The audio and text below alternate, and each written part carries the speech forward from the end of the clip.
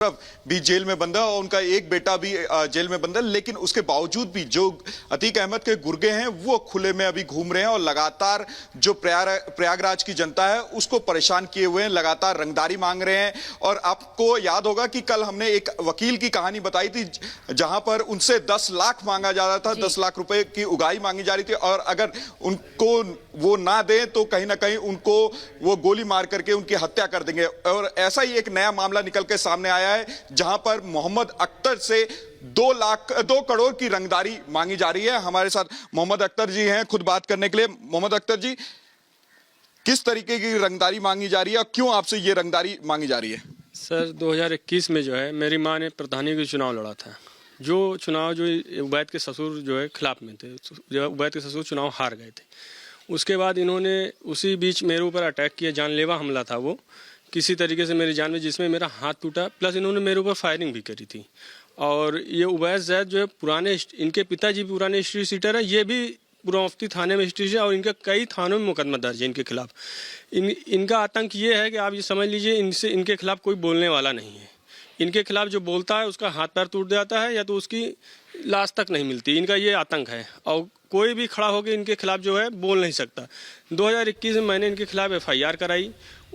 उसके बाद ये जेल चले गए। जेल से छूट के आते हैं, आते ही जो है धमकियां फिर धीरे धीरे करके स्टार्ट हो जाती हैं।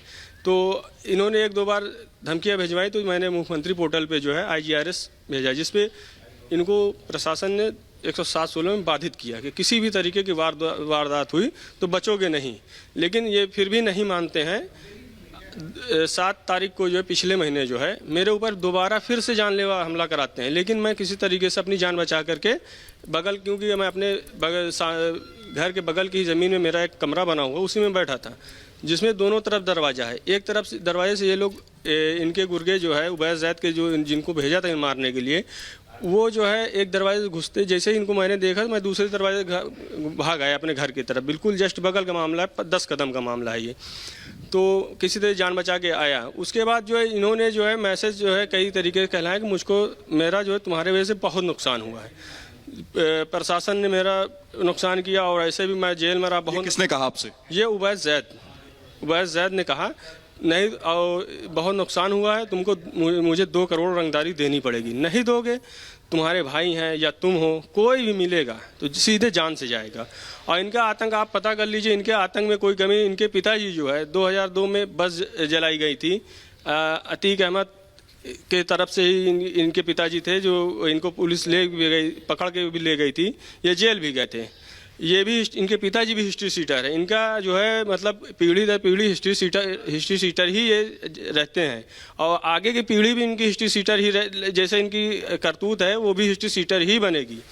और ये जो है सुधरने वाले नहीं है। ये तो योगी जी सरकार का हाथ जोड़ के निवेदन है कि हमारी सुरक्षा की जाए। योगी जी सरकार जो काम कर रही है, मिट्टी में मिलाने के जो काम कर रहे हैं, इससे बेहतर सरकार, मेरी उम्र 30 साल है, 30 सालों में तो मैंने नहीं देखा है जो कि इनको जो मिट्टी मिलाने में काम कर रही, इससे अच्छी सरकार को मैंने नहीं देखा है। और जिस तरीके से उमेश पाल जी को दौड़ा के मारा गया, एक खौफ बना हुआ है क्योंकि वो वकील थे, एक वकील को मार दिया गया है और रोड पे खुलेआम मारा गया है। ये इस हादसे से जो है सब डर गए हैं। क्या अगर बात करें कि आपसे कभी पहले भी रंगदारी मांगी गई है, आपको पहले भी धमकाया गया और किस माध्यम से? क्या केवल परिजन को बोला गया या फिर आपके सामने आकर के उन्होंने धमकाया आपको या फिर मोबाइल के जरिए भी आपको धमकी दी गई? ये व्हाट्सएप कॉल से जो है धमकी दी गई है और ये बहुत ही शातिर हैं। ये एक अभी बीच में जो मैं ज़मीन पे खड़ा था तो एक किसी को भेजा था, नाम इसका उस वक्त याद नहीं है, वो कस्टमर बन के आया था। उसने कहा कि पहले तो ज़मीन के बारे में पूछ रहा था तो मैंने बताया। उसने फिर अचानक एक किनारे मुझको ले गया क्योंकि मेरे भाई भी साथ में रहते हैं, मैं अकेले निकल नहीं सकता हूँ। बगल की ज़मीन है, बिल्कुल घर के जस्ट बगल में है मेरे। तो मैं गया तो वो अकेले में जाके कहता है कि मुझे उबैद जैद ने भेजा है और कोई मनोज कुमार श्रीवास्तव हैं उन्होंने भेजा है। तो उन्होंने कहा कि यार उनका नुकसान बहुत हुआ है, उनको 2 करोड़ रुपए दे दो, नहीं दोगे जानते वो लोग किस तरीके के लोग हैं, उनका काम ही उनका पेशा ही है। क्या इस तरह की घटना या इस तरह की रंगदारी मांगने वाली घटना आपके साथ पहले भी हुई है या ये पहला दफा है? ये लगभग जो है जब से जेल से छूट के आए हैं किसी न किसी तरीके से ये जो है कंटिन्यू इनका जो है आतंक जारी है। रंगदारी मांगने का जब से छूट के आए हैं किसी न किसी तरीके से मैसेज भिजवाते रहते हैं, लेकिन हम लोगों ने क्या ये अतीक के गुर्गे? बिल्कुल ये अतीक की गुर्गे आप पता कर सकते हैं, मुझसे नहीं, इस इलाके से किसी भी पूछ सकते हैं।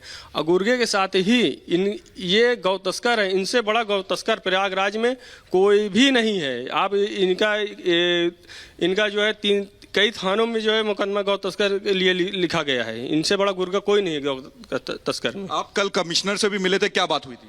कमिश्नर साहब से मिला, कमिश्नर साहब ने आश्वासन दिया है, पूर्ण आश्वासन दिया है कि इनके खिलाफ सख्त कार्रवाई होगी और कानूनी कार्रवाई होगी और इनको छोड़ा नहीं जाएगा। क्या इनका खौफ पूरी गांव में है?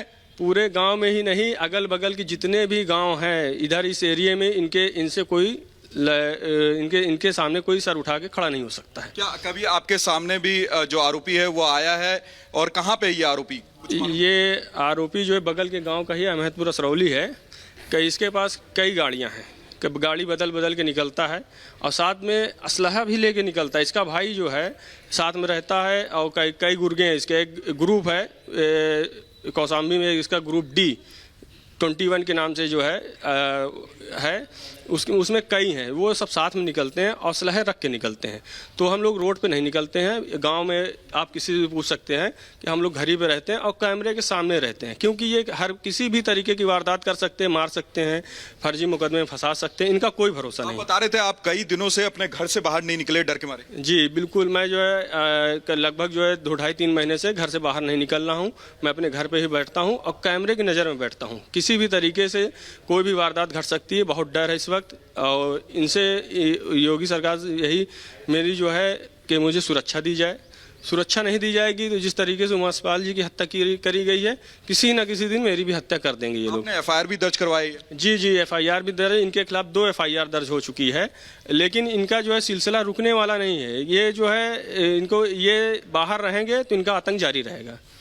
क्या आपके परिजनों को भी धमकी दी गई थी? आप कह रहे थे कि आपके परिजनों के माध्यम से भी आपको धमकी दिलाया गया। जी हमारे जो चिंतक हैं उनके जो है जरिए से भी धमकी दिलाई गई हैं कि यार उनको जाके समझा दो कि मेरा नुकसान हुआ है, वो दे दें, उनसे हम रंजिश ख़त्म कर लेंगे। नहीं तो फिर वो तो जानते हो क्या होगा उनके साथ। कितने के साथ हुआ है तो उनके साथ भी क्या होगा वो तुम देखोगे। क्या आपसे कोई डील करने की भी कोशिश की गई? 2 करोड़ नहीं तो कम ही दे दो?